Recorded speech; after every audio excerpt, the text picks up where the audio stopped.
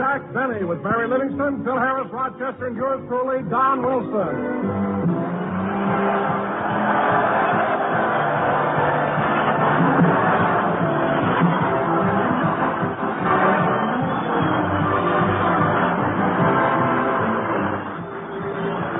And now, ladies and gentlemen, from the Army Air Base at Gardner Field near Taft, California, we bring you our master of ceremonies, the one and only... Oh, no, you don't, Bud. No, you don't. You ain't pushing just anybody off on us.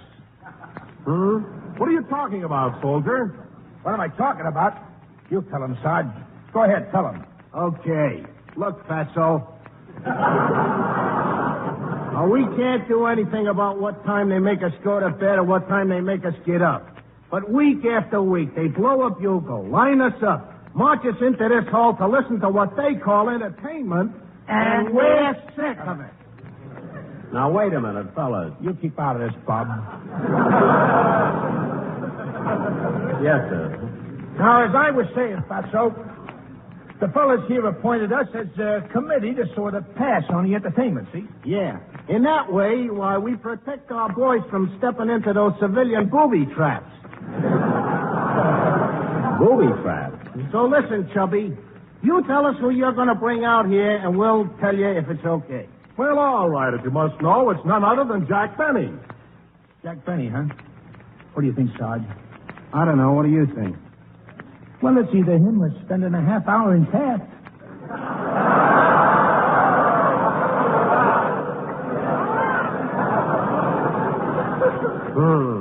Oh, let's give him a break. Maybe he brought some dames with him. Okay, Blubber. You can bring on your star. Thank you. And now, ladies and gentlemen, from the Army Air Base at Gardner Field near Taft, California, we bring you the one and only Jack Benny.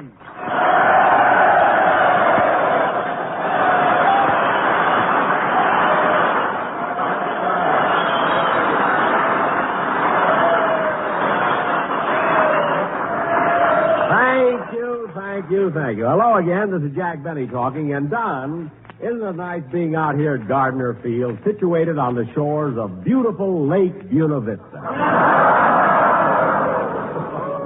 Imagine being stationed in a place where you can go trout fishing, swimming, and diving.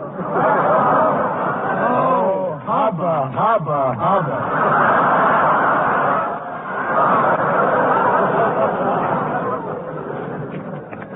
What do you mean, hubba, hubba, hubba? What was wrong with that joke?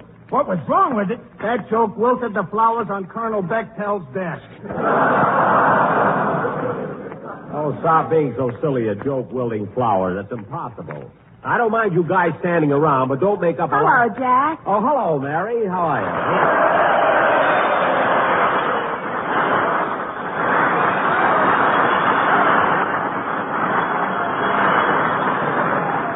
I'm glad you got here, Mary. Now maybe we can get on with the show. Yeah, but you know, Jack, the strangest thing happened just now. Really? What was it? As I walked in here, the flowers in my hair wilted.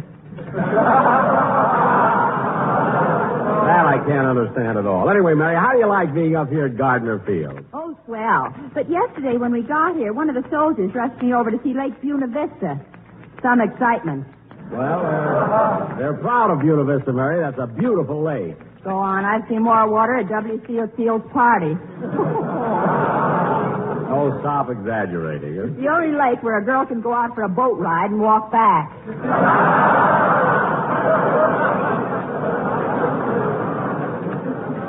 Mary, it isn't that shallow. Then how come the fish are sunburned on one side? Mary, please, isn't there anything else you can talk about? Oh, sure. You know, Jack, last night I was out with a soldier. Look, you hear about the girl going out with a soldier, so let's not have any of that on our show. But, Jack, last night I was out with a soldier. Mary, I don't want you to... Let her talk. Let her talk.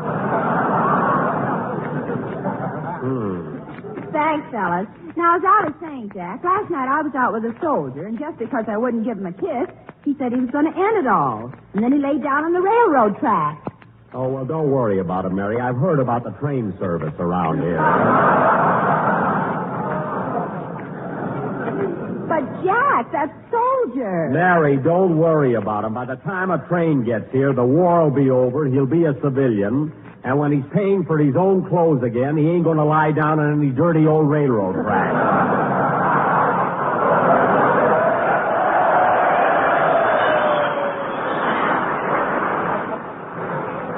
So let's forget about it and get on with the show.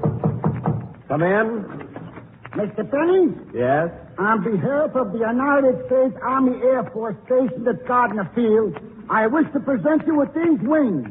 Wings? Yes. I'm sorry the rest of the chicken got away. Goodbye.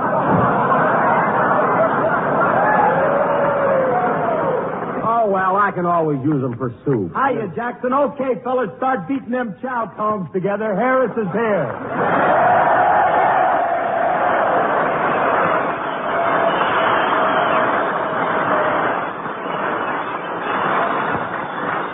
Oh, brother. Thanks, you pretty things. You know something? You guys really know talent when you see Phil, it. keep quiet.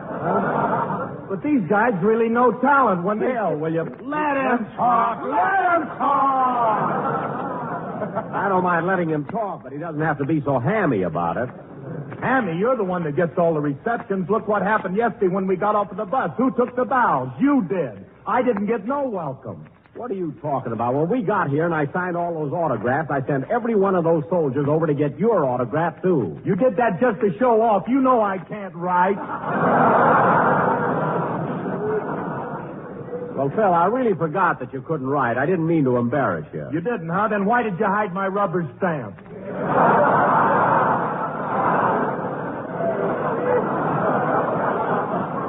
Because you were messing up the whole bus with it, that's why. Just like a kid. And another thing, Jackson, I know the trick you played on me last year. What trick? Well, you switched rubber stamps on me, and for 3 weeks I was signing my name, Fragile This End Up.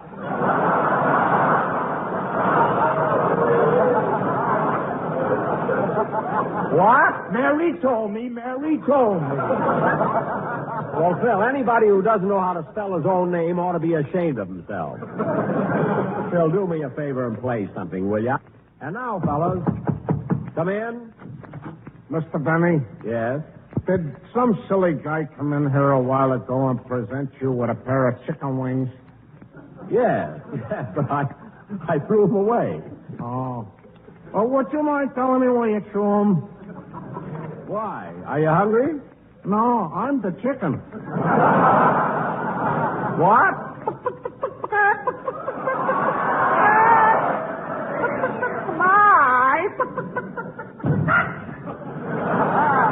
That's what happens to a guy when he eats too much of those powdered eggs. Play, Phil, will you?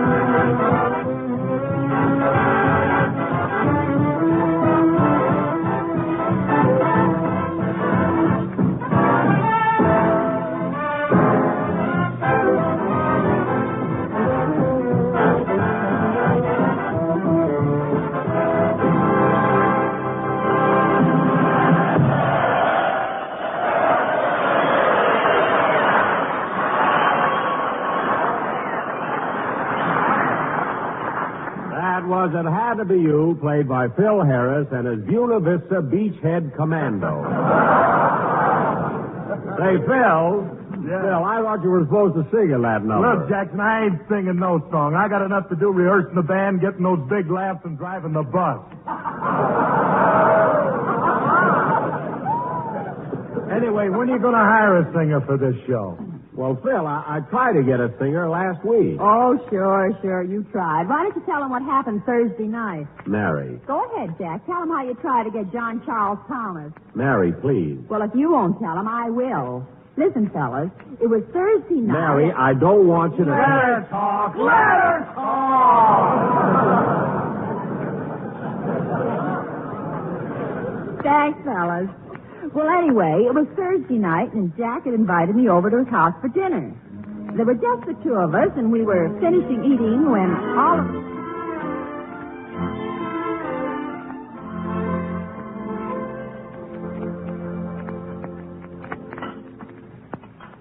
Gosh, Jack, it was nice of you to invite me over for dinner. Oh, that's all right, Mary. Here, will you have some mustard? Yes, thanks. Ketchup? Yes, thank you. Horseradish? Uh-huh. Here you are. What a dinner. Mustard, ketchup, and horseradish.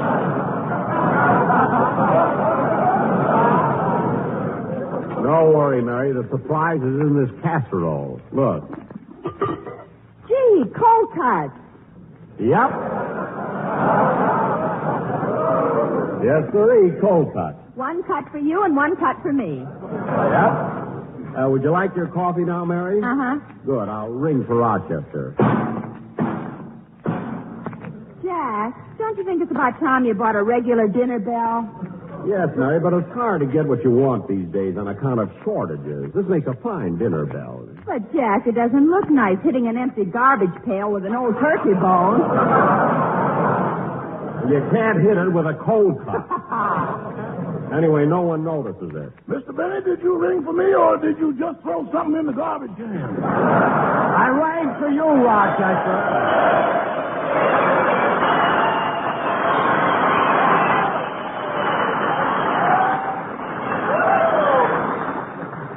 Rochester, bring Miss Livingston her coffee, and I'll have a cup of tea. Sorry, boss, you'll have to take coffee, too. Why? The tea bags haven't come back from the laundry yet.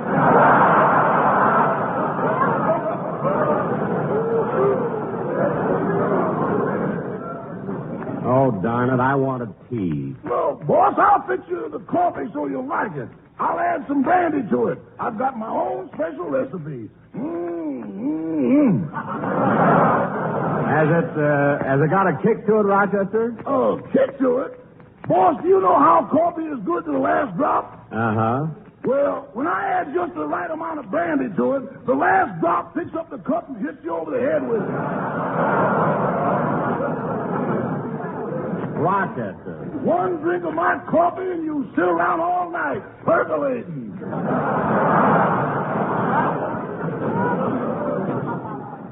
Never mind. Just bring us some plain coffee. Yes, sir. Miss Livingston, would you like some dessert? Yes, I think I would. What have you got? Well, there's ice cream, rice pudding, custard, and chocolate pie. Gee, they all sound good. What would you suggest, Rochester? The custard is the best buy. The Best Buy? Rochester, I'm not charging Miss Livingston for the dinner. Now bring some coffee and custard. Yes, sir. Say, Jack, it's getting close to Sunday. What are you going to do about a singer for your program? Well, Mary, I haven't given up hopes of getting Sinatra yet. Oh, I think you ought to forget about Sinatra. He has too much radio work already. He's on the hit parade, and besides that, he's got another show of his own. Oh, yes, one-man famine. You know, Mary, one of my writers gave me that gag for last week's show, but I'd never used anything that corny, you know. Yes, I know. Anyway, I'm not going to worry about him. I'll find a singer. Say, Mary, do you want to hear some good music? I bought a new record for my phonograph. It's about time. I'm getting tired of the Sheik of Araby. I don't know, Mary. It's a pretty good number to dance to. Anyway, wait till you hear this new one. I'll wind up the phonograph. Oh, darn it, the horn keeps falling off. There, it's fixed now. Here's a new record, Mary. Which side do you want to hear first? How do I know? What songs are on it? Well, on one side of the record is John Charles Thomas singing When My Boy Comes Home. And on the other side is Spike Jones playing I Kissed the Butcher's Daughter Till Her Old Man Put Up a Beef.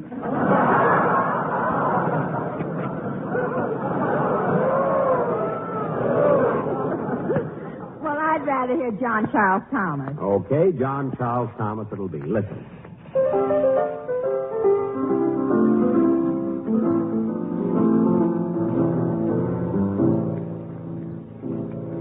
Said Mrs. McGinn to Mrs. O'Flynn, someday when the war is won, won't it be grand when the soldiers land and you go to meet your son?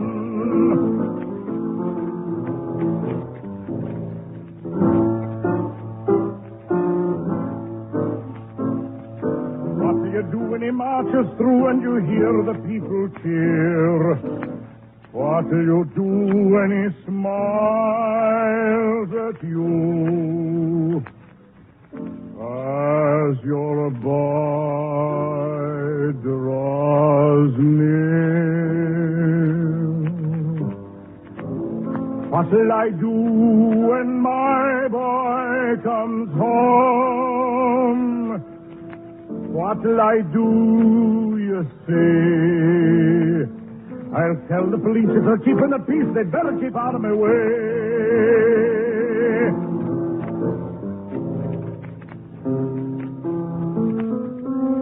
For when my boy comes into view, I'll fight my way till they let me through. And I'll lift him up, though he's sick, he's true. Into my arms as I used to do, and I'll carry him home if he wants me to. When my boy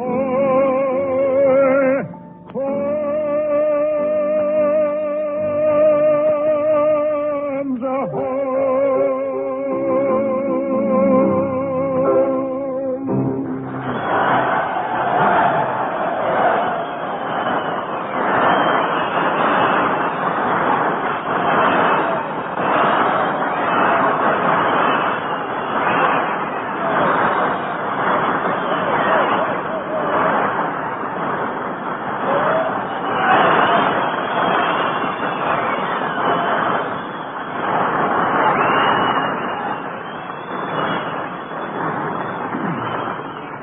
Gee, Mary, wasn't that wonderful? What a voice. What volume. Jack, what an idea. Why not get John Charles Thomas for your singer? Think of the dignity it would lend the program. Say, Mary, that would be terrific. Let's go over and see him right now. Oh, Rochester, get the car. We're going out. But, boss, I expected to have the night off. We're having a big New Year's party.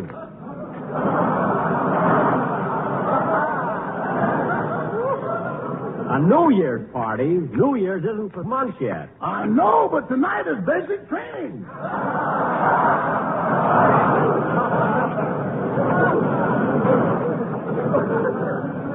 Never mind. Get the car and drive us over to Mr. Thomas's house. No kidding. All right.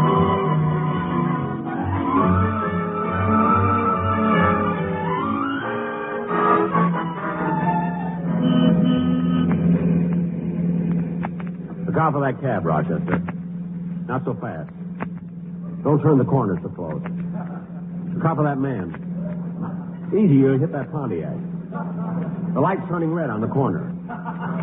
Put your hand out if you're going to turn. Watch out for that safety zone. Doggone, this is the only automobile in town with a co-pilot.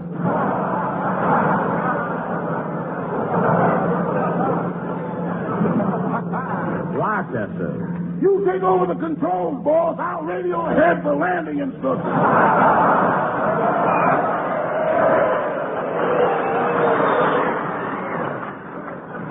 Rochester, will you? Hey, Mary. Mary, look, there's Fred Allen. Hello, Fred. Jack, that isn't Fred Allen. That's a soldier wearing a gas mask.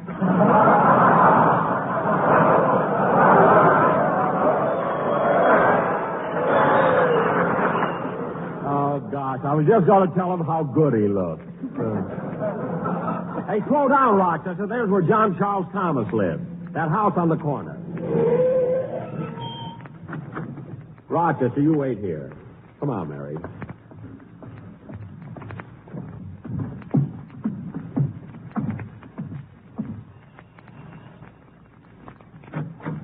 Yes?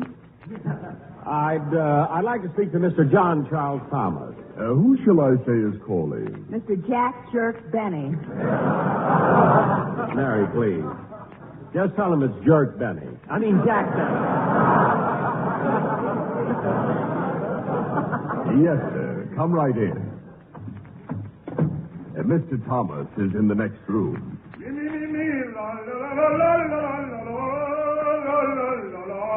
Hey, listen to that, Mary. Isn't that beautiful? Yes, and he's only gargling.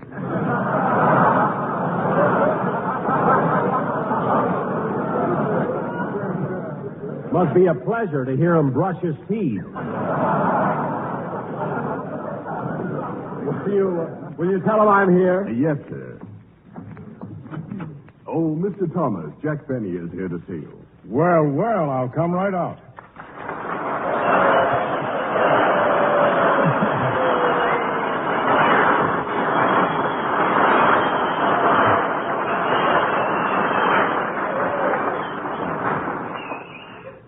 Hello, Jack. Hello, Mary. To what do I owe this pleasant surprise? Well, Mr. Thomas, getting right to the point, I'm looking for someone to sing on my radio program, and I thought someone as famous as you would be perfect for it. Jack, you compliment me. Oh, I mean it. I think your voice would lend dignity and prestige to my shows. Jack, you flatter me. And I'm here to make you a financial offer. Here comes the insult. Mary, please. Now, the fact is, Charles, Charles? that's your middle name. Oh, yes. Look, Mr. Thomas, I won't mince words. You see, Dennis Day worked for me, and after 5 years, I paid him $35 a week.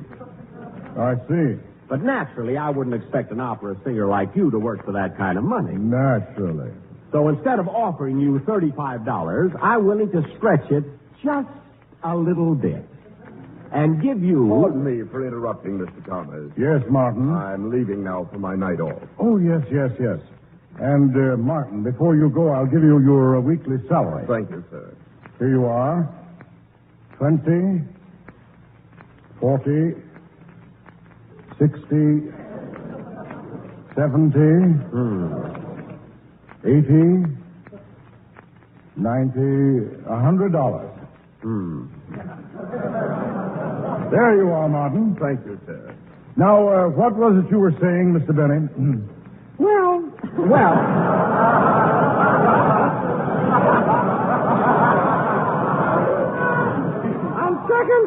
On second thought, Mr. Thomas, I have a feeling that you and I can't get together.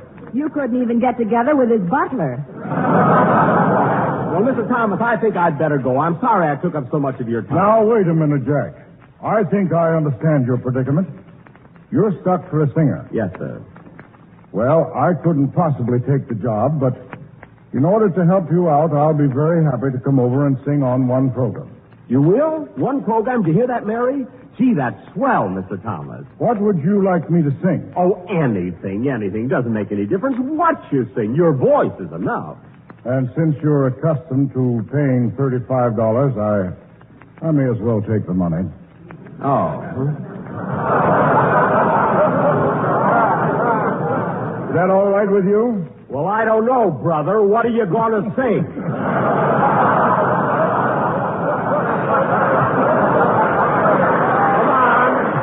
Come on, tell me, what are you going to sing? Well, I don't know, Jack. I don't have a very large repertoire. What? What was that you said? I said I don't have a very large repertoire. Well, brother, from where I'm standing, you have the... I'm not going to say it. I'm not going to say it. Now, look...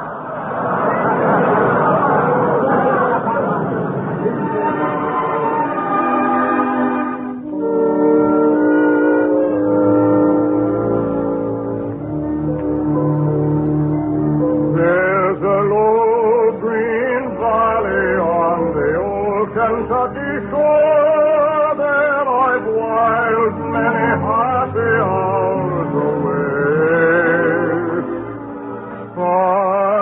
sitting and singing by the little cottage door where lived my darling Nellie Gray.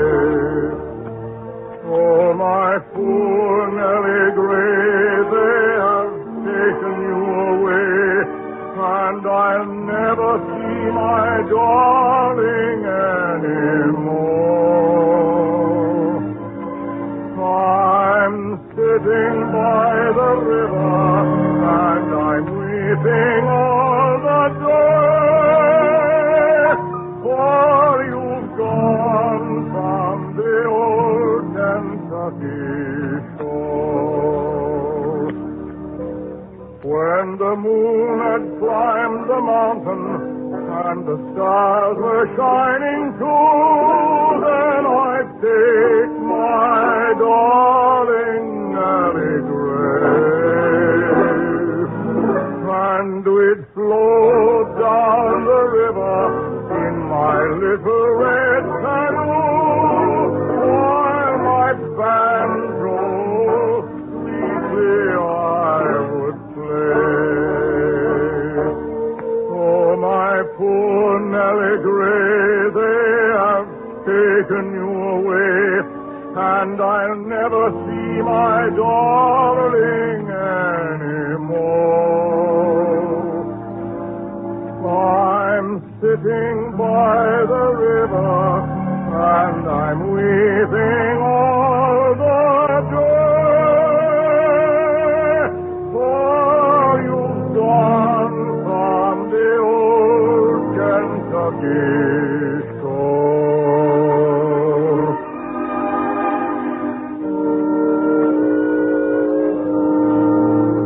My eyes are getting blinded, and I cannot see my way.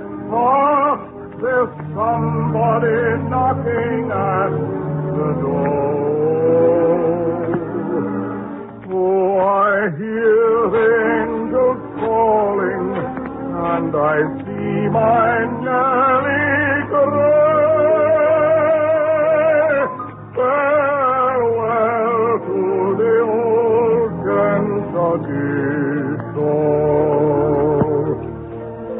Oh, my darling Nellie Gray, up in heaven there they say that they'll never take you from me anymore. I'm a-coming, as the angels clear the way. Farewell